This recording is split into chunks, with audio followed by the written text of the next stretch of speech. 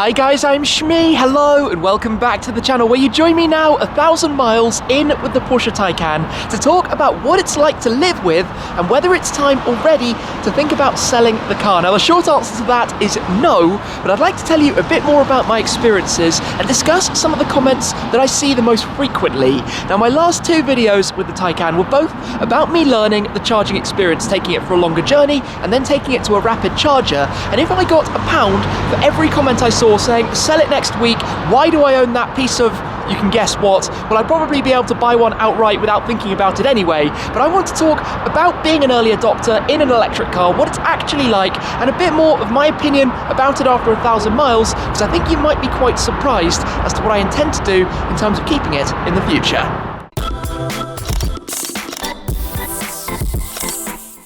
Firstly, just to say, I think this Taycan is looking superb. The colour combination works so well for the car, and this was always the intention before I even bought the car, to take it to Dubs to do the midnight green, to go to Whoops to do the gold wheels, and I know it was a bit of a shock at first, but 1,000 miles in and quite a lot of time spent around it, and I am very, very happy with the result, which miraculously, somehow at the moment, is fairly clean, despite, as it has to be mentioned, the very crummy weather that we have at the moment, and it wouldn't be a Shmee 150 video in winter in the UK without discussing at some point that the weather is grim. It is just the way that it goes. But let's talk Taycan, and in fact I want to reference back to my previous upload, taking the car to the rapid charger, and some of the comments that I've seen off the back of it. I think a lot of people, and this would have been the case for me as well probably a year or two ago, go into watching videos about electric cars very much with preconceptions, with previous ideas set in their mind about what they're going to be watching. So for example, on that video there were lots of comments from people saying I wouldn't want to spend 2 hours in a service station, even though in the video itself I showed that to get this car from 5% to 80% or 3% to 78%, it only took 37 minutes, and that was without preheating it because it was quite so low. If you planned a little bit more ahead, or if you used the nav system, it would only be half an hour. And I can tell you, because I've just been into a services to have some food, despite not actually plugging in and charging up the Taycan because it's on 90-something% at the moment, you'll stop for half an hour anyway. It's not really that big a deal. So I see so many of these comments from people who I think aren't necessarily considering it properly. And I know I'm still a fairly early adopter. I'm not quite, I think, actually an early adopter. That would go to the people who joined the electric car world a year or two ago. But it's a fascinating experience. And of course, I'm doing all of this, showing you as I go, because I don't have the ability to charge it at home. And we'll touch more on that when we do get home later on in terms of what I'm going to be able to do about it in the future and how that's going to work out with this car staying in the garage for a little bit longer. But I think there are a lot of ideas that people have set in their mind, almost not wanting to embrace it and learn about it. And for me, as a person who's, well, into cars and into technology, as you can probably tell by the fact that I got into social media and creating videos daily on YouTube 11 years ago, it's an interesting thing to learn about. I want to learn and understand how to use electric cars, and I've tried to bring you along for this journey as I've been discovering, for example, the differences between the charging ports on both sides, the different types of charging stations, the ones that are good, the ones that are less good, and we can touch on some of that later as well. For example, I'm not even going to bother to try the ones over there because I'm pretty sure before I would even get to plugging it in that they're not going to be that great, because you learn about these things. It's like going back to trying to learn about petrol cars when you're a teenager, but even not that, because you've been familiar with cars and how they work going to petrol stations. It's just that starting from nothing, starting from not knowing how it works, and EVs versus combustion engines, it's like Apple, iPhone versus Android, it's like skiing versus snowboarding, all of these battles that people have to be one or the other. But I think this is something that can work, but it doesn't need to be the case that we all use electric. And I think that's one of the biggest things that's been missed a little bit about it, that it's not going to work in every possible scenario. However, for a day like today, where we're only heading for short errands, about 50 miles or so in total of driving, unfortunately last night the Taycan was plugged in, so we started off on 100%. This is where there is no inconvenience of being electric. You get back home, plug it back in, and tomorrow morning it'd be good to go on 100% again if you have a charger at home. But being electric means it's calm, it's quiet, it's peaceful, and it's luxurious, while also being incredibly fast with instant torque. But one of the reasons I went for the Porsche Taycan over, let's say, a Tesla or an EQC or an e-tron or something else is because this is a Porsche primarily that just so happens to be electric. It has the feel of a Porsche, it has the driving dynamics of a Porsche. This car has PDCC, Porsche Dynamic Chassis Control, so it's going to be fantastic on the Nürburgring and pushing it on some twisty roads as well. But also for me, the learning experience of being electric.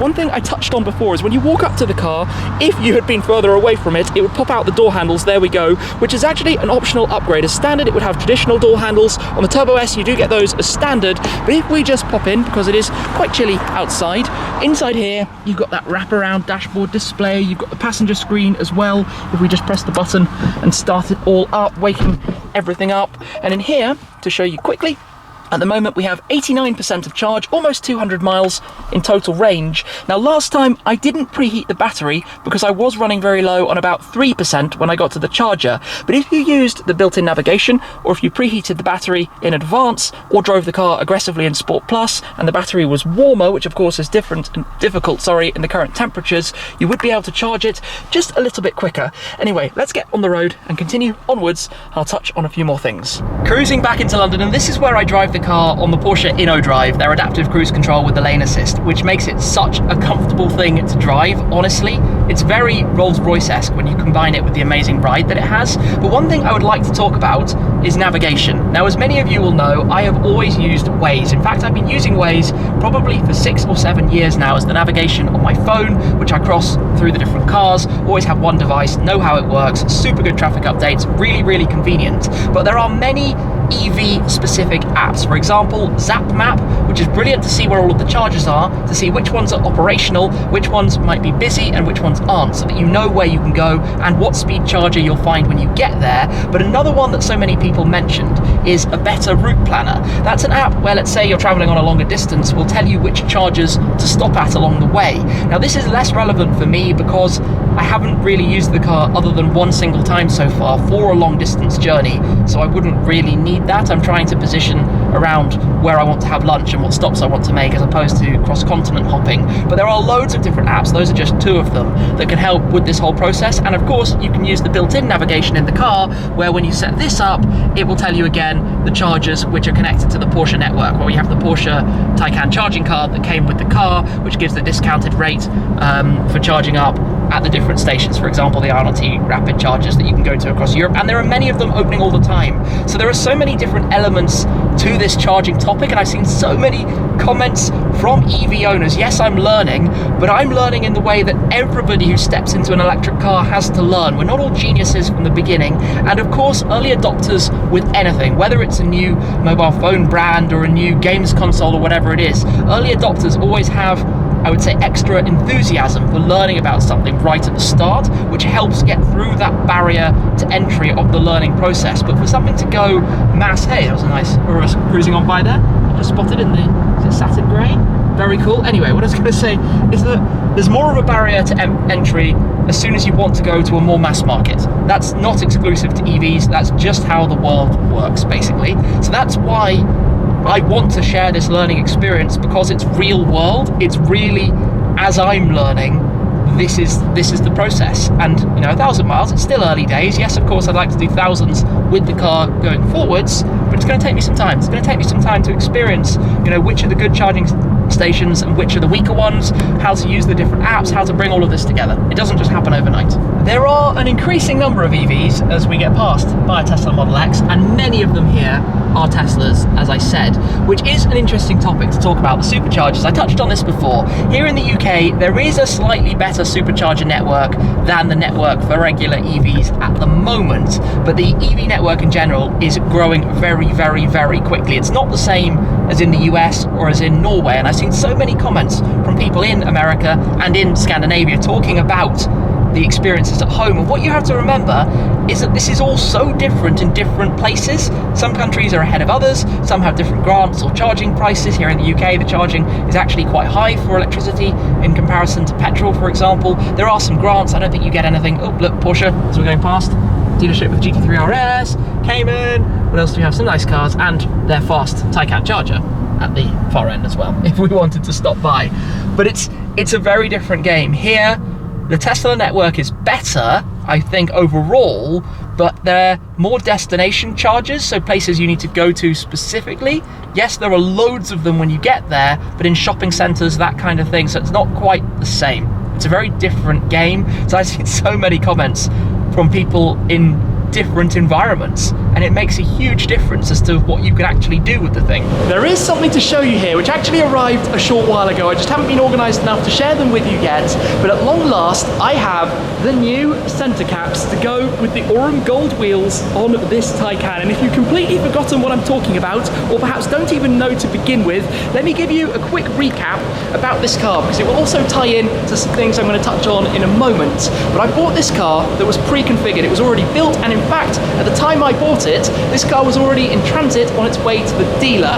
Now you might be wondering why I didn't spec one myself. I did get to be the first owner to pick it up from new with very low mileage on it, but I chose this car because it had pretty much all of the options that I wanted. Things like the PDCC, the glass panoramic roof, the passenger display, and the upgraded black leather interior with the gold accents, which would tie in to the overall look that I had predetermined I wanted to go for. You might be wondering, why didn't I therefore order one in a dark green to begin with? Well, you can't actually yet on the Taycan, at least here in the UK, order it with PTS, paint to sample, so you can't have from factory a dark green Taycan. So why order one, wait 12 months for it if it's not going to be the spec that I want to begin with? The other option might be to respray it, but respraying a car like this is probably £20,000-25,000, which is a massive commitment for my first EV, a car that I didn't know if I'd be able to live with or if I'd be keeping for 3 years. Quite a hard decision therefore to make, so I decided to go the easy route to wrap it in midnight green with Dove Customs, and then to do the wheels in Aurum Gold at Whoops Will Fix It.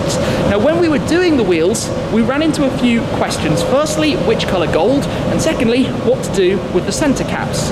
You might remember though that they were originally the 21-inch Michelin style wheels. I mean technically they still are, but they were dual tone with the black spokes with the silver inserts around the outside. If you had any colour Taycan other than white, those would be silver. If you had a white car, they would be white, like on the original Michelin concept. But we ran into two different paint codes for Aurum Gold, an older one and a 2019 one, and we weren't sure which to go with. You had the more softer yellow colour or the more bronzy ones, but we went for these, which I am very delighted to say perfectly match the colour of the centre caps. Now why do we have different centre caps? Well, I think the marketing guys at Porsche decide that these centre caps don't work with this colour gold, because you have the much more yellow gold of the Porsche crest, which I guess creates a little bit of a conflict. So if you order the car with OEM Aurum Gold wheels, you get these instead, which, like I said, are an exact match. If you see anything different, it's because these are currently caked in a layer of grime, so just look a little bit different, but I don't want to touch them to wipe them with my fingers. Now, one thing we would need to do to change the centre caps, if we're going to, because that's kind of a separate discussion, is to take off the wheels, because if you start trying to poke in here to pop them off, I'm just going to end up damaging the paintwork. Don't want to do that, and then mount them back up, pointing technically the correct way, where you have the Porsche crest pointing down towards the valve cap. So what do you think? Keep them as they are in black, or change to the gold ones? I actually think I'm probably leaning in the direction of changing to the gold, even though I thought I'd keep those. I'm unsure, maybe we'll see down the line, but of course to do so, I need to take the car somewhere, not something that I'm able to do here at home in the garage. While I'm here though, quick shout out to Pelotti, new footwear, very nice for the purpose, matching the topic obviously with the car at the moment. Let me just pop those back quickly. Now talking EVs, and as I mentioned, whether I was going to be able to live with the car, let's talk charging at home. Now this is a topic I've discussed a number of times, but I still see comments about it endlessly. Why don't I charge it at home, especially given we have lights and therefore electricity? Well, if you've been following for a while, you might have noticed that my cars tend to jump around a bit. In fact, for a while I had cars over in that space because I rent the spaces. I don't have them permanently. So if I did an installation of a 22 kilowatt charger down here in the garage, for example, I wouldn't be able to move it when inevitably in a couple of months I move my space. So I would end up being myself paying for the installation basically of every single space down here in the garage, which would be hugely expensive.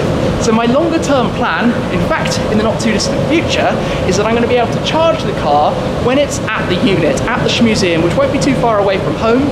So I'll be able to charge it there if required, and basically we'll bring it home, take it to the unit. While I'm there it'll be charging up, bring it back home, nice and easy. It's always going to be pretty close to full because it will only be a couple of miles even to bring it home if I then want to take it somewhere further afield, and that will work out pretty well for me. So that's the plan, to install a charging point in the unit in the coming months. That's all going to be happening. I hope, I say this a lot, but I really hope we're very, very, very close to something now, and then I won't have any of these issues. So like I said, early adoption of EVs. No, I'm not paid to do so. Nobody is paying me to drive an electric car, unfortunately. It'd be very nice. I haven't yet been able to go out, as some of you have pointed out as well, to the GridServe charging station out in Braintree. It would be an interesting one for me to use because, well, it's about 50 miles each way, which slightly negates the point of going for a charge if you're going to use up half of your battery to get there and back.